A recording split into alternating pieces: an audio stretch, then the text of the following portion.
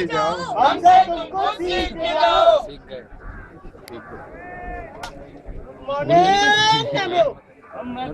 मिला पगला दीवाना। नमस्कार, मैं हूँ मैं हूँ मनसुख भाई और मैं आप सभी का स्वागत करता हूँ एक ऐसे देश में, एक ऐसे राष्ट्र में जहाँ पर हर किसी को बराबर का हिस्सा देने के बावजूद लिंग के नाम पर भेदभाव किया जाता है। और तो और सबसे बड़ी शर्म की बात यह है, ये उस देश की कहानी है, उस राष्ट्र की कहानी है जहाँ पर सीता और द्रौपदी जैसी आदर्श नारी को भी नहीं बख्शा जाता। तो आइए हम आपको सुनाते हैं एक ऐसी कथा जिसमें बताई गई है नारी की। मैं तो ये पूछा था, तू नहीं आ रहा क्या? अरे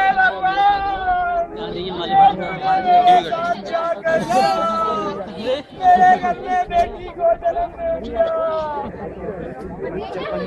इसमें कौन सी मुसीबत की बात है? आखिर है तो दोनों अरे आपको नहीं सपना करता वही जो बेटी माता ठंडा कुल की गरिमा माटी हो गई काहे की घर में बेटी हो गई। अरे तुम्हें क्या पता, बेटी तो उसकी चिंता तो वो होगी, उसकी शादी की चिंता, उसकी दहेज की चिंता। लोग कर लो बात, अभी तो बच्ची ने ठीक से रोना भी नहीं सीखा और इन्हें उनकी शादी और दहेज की भी चिंता होने लगी। और तो सबसे अजीब बात यह है कि हर किसी को चाहिए बीवी, हर किसी को चाहिए बहन, हर किसी को चाहिए माँ, और देखा जाए तो साली भी सबको चाहिए, बेटी किसी को नहीं चाहिए। बात करते हैं।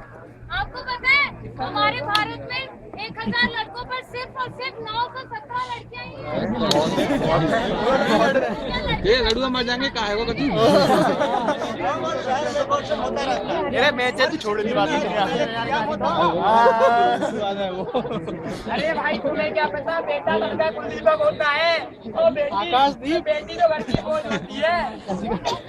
अरे बेटा कमाएगा, घर चलाएगा, वंश बढ़ाएगा। बेटियां में क्या शादी के बाद ससुराल चली जाएंगी, दहेज देना पड़ता है, उसके बाद भी ससुराल वाले कम ताने मारते हैं।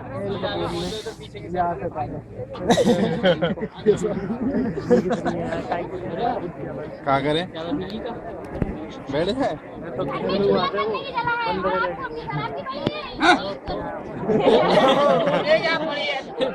पीता हूँ अपनी कमाई की पीता हूँ, क्या चिंता। ये बात नहीं है, अगर लड़का है तो लड़कियां भी कोई घर पे फ्री नहीं बैठी रहती। अगर लड़का 8 घंटे काम करता है तो लड़कियां 24 घंटे काम करती है। लड़कों को तो क्या है, छोटी सी टेंशन हुई हमने करवाती हम कौन दिखा के वही तो बड़ी बड़ी टेंशन को भी हंस के रहती है और हमेशा मुस्कुराती रहती है। किन लड़कों की बात कर रहे हैं आप? वो लड़के जो शादी के बाद अपने माँ बाप को छोड़कर अपनी नई जिंदगी में मस्त हो जाते हैं। लेकिन बेटियों के बारे में सोचा है, शादी के बाद भी अपने घर का दोनों घरों का मान और सम्मान बनाकर चलती हैं। आपको पता है लड़कियां कैसी होती है? हर एक पल को जीती दिल से, हर एक लम्हा सहती है, हर एक पल को जीती दिल से, हर एक लम्हा सहती है।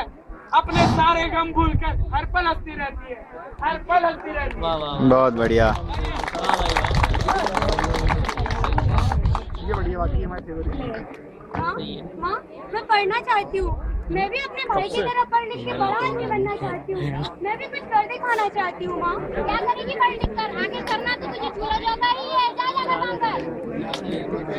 माँ मुझे बहुत भूख लगी है, खाना लगाओ। हाँ बेटा आज मैंने तेरी ही पसंद की चीज बनाई है, छोरी जाया कर उसे खाना लगा। माँ मुझे भी तो भूख लगी है, मुझे भी खाना दो। मेरे भाई को लगा जो बच्चे को खा लेना। आखिर क्यों एक माँ बाप अपने ही औलाद के बेटे या बेटी होने में फर्क समझते हैं? आखिर क्यों? जहाँ एक तरफ बेटे के लिए फेवरेट डिश बनाया जा रहा है, वहीं पर दूसरी तरफ बेटियों को खाने के लिए भी दुष्कारा जाता है। नाटक में चोर बना हुई है अब ना, प्रिंस मधुर नाटक में चोर बन गया है ना। रोल करें नहीं, चोर नहीं है। इतना चिंतित क्यों हो भाई? चिंता मुझे नहीं होगी और क्या तुम्हें होगी? बेटी तो मेरे घर में पैदा हो गई, उसकी शादी की चिंता, उसकी दहेज की चिंता तो मुझे ही होगी ना। 10 बार चिंता इसमें चिंता की क्या बात है? बेटी तो घर की लक्ष्मी होती है। पूरी किया जाता है, उसका ही खर्च लड़कियों की पढ़ाई पर बराबर होता है। और देखा जाए तो सरकार ने लड़कियों के लिए विशेष स्कॉलरशिप योजनाएं भी चला रखी है। अरे लड़कों के लिए भी है। नहीं बोला पापा अरे उसकी माँ की ओ मैं अपनी बेटी को पढ़ा लिखा कर बड़ा आदमी बनाऊंगा। देखा आप सभी ने, इनको तो समझ में आ गई कि अपनी बेटी को पढ़ाना कोई मुश्किल का काम नहीं है। अगर एक बाप चाहे, एक माँ चाहे, तो वो सब अपनी बेटियों को पढ़ा सकते हैं। और अब देखिए नारी प्रथा का एक और पहलू। मैं निकला गड्डी लेके मेरे घर में माँ बहन नहीं है क्या? अकेली लड़की को देख के छोड़ता है। नजर और ले आओ ना। देखा आप सभी ने, स्वतंत्र भारत, भारत ही स्वतंत्र है, भारत के लोग स्वतंत्र हैं। लेकिन लड़कियां, क्या आपने सोचा है लड़कियां स्वतंत्र है या नहीं? वो क्यों अपने घर से बाहर निकलने के पहले 2 बार सोचती है कि मैं बाहर रहूंगी तो कोई मुझसे कुछ बोल तो नहीं देगा। इसीलिए क्योंकि सबकी सोच में इतना परिवर्तन आ चुका है, सब अपनी बहन को तो बहन मानते हैं, लेकिन दूसरी बहन को कोई बहन नहीं मानता। क्यों? और घर तो बाहर भी थोड़ी, घर के अंदर भी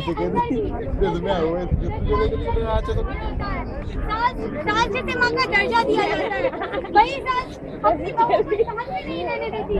वो क्यों भूल जाती है कि वो भी तो कभी बहू थी, वो भी कहाँ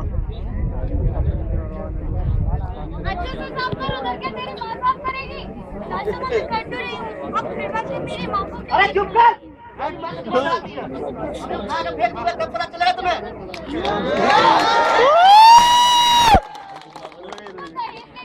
ऊपर से लोग के पलकों पर बैठा के रखा जाएगा।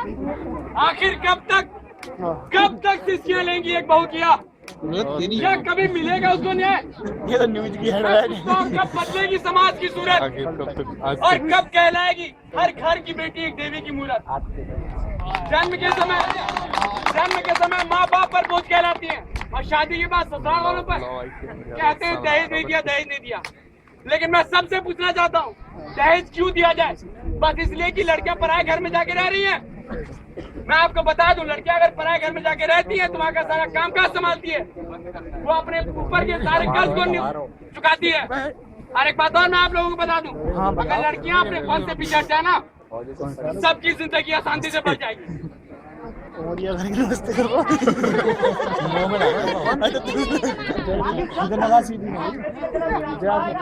और कब बदलेगा मोबाइल जिसने छीनी थी बहन की किताब? कब बदलेगा वो ऑफिसर जिसकी नजर में है खोट? कब बदलेगा वो पति जिसने दहेज न मिलने पर मारी थी चोट? जीवन मेरी पहचान सिर्फ यही तो नहीं।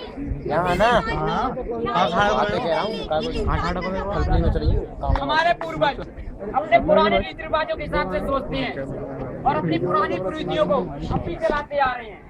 पर हमें जमाना बदल रहा है और हमें बदलते हुए जमाने के साथ बदलना होगा। और ये तभी हो सकता है जब हम सब एक साथ युद्ध होकर इन पुरानी कुरीतियों को मिटा दें। कभी मोम बन गली है नारी तो कभी लौ बन जली है नारी, कभी मोम बन गली है नारी तो कभी लौ बन जली है नारी। माना के कांटों में पली है नारी, पर अपने ही बाग की कली है नारी। इसके बाद तो बदलना होगा, ये वक्त का बदलना होगा, ये वक्त का बदलना होगा, ये वक्त का बदलना होगा। जो भी उधर आया तो खुला हुआ। आइए, आपने तो अपनी गलतियों को माना और अपने गलतियों को मानते हुए अब नारी से माफी मांग ली है। हमें विश्वास है कि वो हमें जरूर माफ करेंगे, क्योंकि उनका दिल बहुत बड़ा है। लेकिन ये सब मत समझ लेना कि अपनी गलतियों को हम दोबारा दोहराएं।